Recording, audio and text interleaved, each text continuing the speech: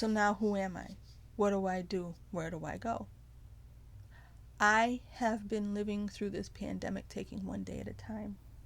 Like I said, I have 39 cents in the bank. I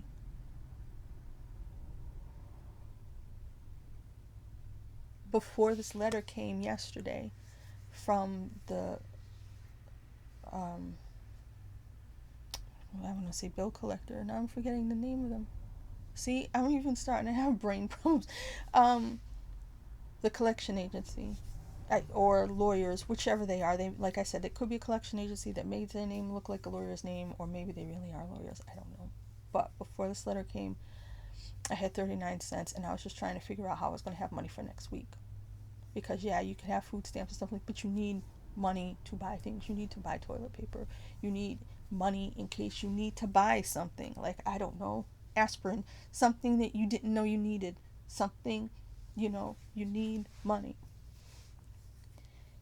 That's what I have been for. So all this time I've had to figure out, what am I going to do about this overwhelming situation. The whole time I've been trying to figure out, what am I going to do for money. I already borrowed from people. They gave me too much and it's gone, and I don't want to borrow again. And I was just trying to, how am I going to live day to day? I'm trying to sell little trinkets that I had, little rings that I had bought years ago, silver rings and stuff like that. I'm trying to go day by day and figure out how I can have money for tomorrow, how I can have money for next week just to get by. And at the same time, there's this whole thing going on in the background that it's like, it's an amazing mess, and I'm in all this mess because my mom bought herself a house years ago and held on to it with an iron grip for her whole life, and she was able to make it where they did not take her house away from her, and I was happy for her for that. But now, this house and these rules, it's made my life a living hell in a way. And I love this house. It's my childhood home. We moved in here when I was 6 or 7 years old. I love it, but it's been a prison. And my only way forward, it seems like, is to stay in this prison. Because if they sued me, if they put liens on this house, like I said, selling the house would make it worse because I wouldn't have money. I don't know that I would break even. And then I don't have a dollar to go into the future with. So I'd have to stay here as long as I could. But how can I do that when I will, at the end of December, there will not be money to pay for the lights and the gas, because that money that was left in the estate will be gone.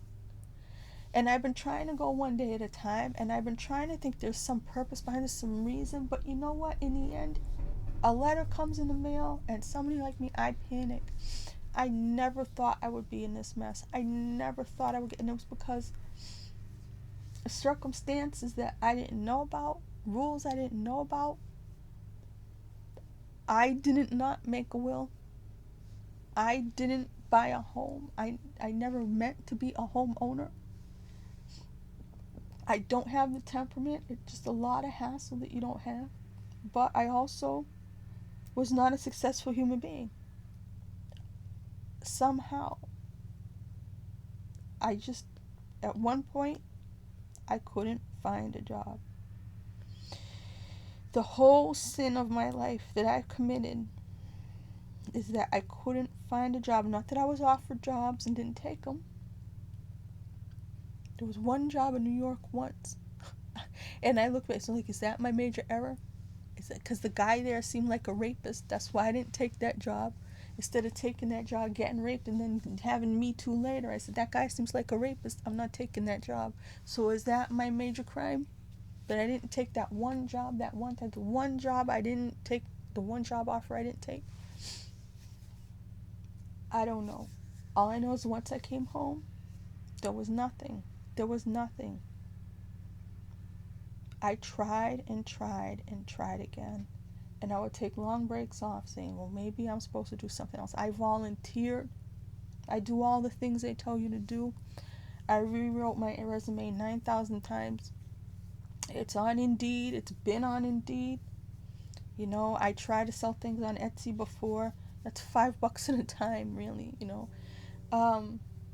I tried everything I could. Like I said, I tried to be involved in the community. I tried. Everybody knows I exist. They maybe don't know my name. I don't go to bars. I don't drink. I never did. I'm not that kind of person. I didn't have money to anyway, but I wouldn't have. Um, so I'm stuck in this situation, and I've hung on so long, and the fact that I made it through, and I was so proud of myself at the end of August. I was so proud of myself for getting to September. I was getting there. I was so proud of myself after everything I've been through, and not killing myself, and not losing my mind, and not ending up in a mental ward, and somehow surviving with no money, and thinking I was gonna make it, and then everything blew up in my face because of the tolling of the statute of limitations, because of this idiot lawyer. If he hadn't done the things he did in the beginning, I wouldn't be in this exact situation. Would they still have told the statute of limitations? Yes. Would I have been able to settle the estate? Probably not. But I wouldn't be in the same stupid situation I was in. I may have been able to sell the house earlier because I could have gone with a realistic appraisal of this house, which is still a mess. I don't want anybody coming in here. I don't want them getting hurt and then suing me, which would make everything even worse. Tripping on the stairs or something, you know, it's too much of a bad situation. I can't think about my mom because I end up getting hurt that she didn't want to discuss things with me, that she didn't want to plan with me. She didn't have to. You know, she had me and she did the best she could as far as she knew. But ended up that keeping this house, me being in this house without her, put a target on my back for vultures, and people who were supposed to help me almost drove me crazy. I had to go it alone. And then when I tried to ask for other help, those people made it even worse. The doctors, and nobody's ever been on my side, so I don't not expect it, but this is my life. This is the life I've had. And I'm totally ruined now, as far as I can tell.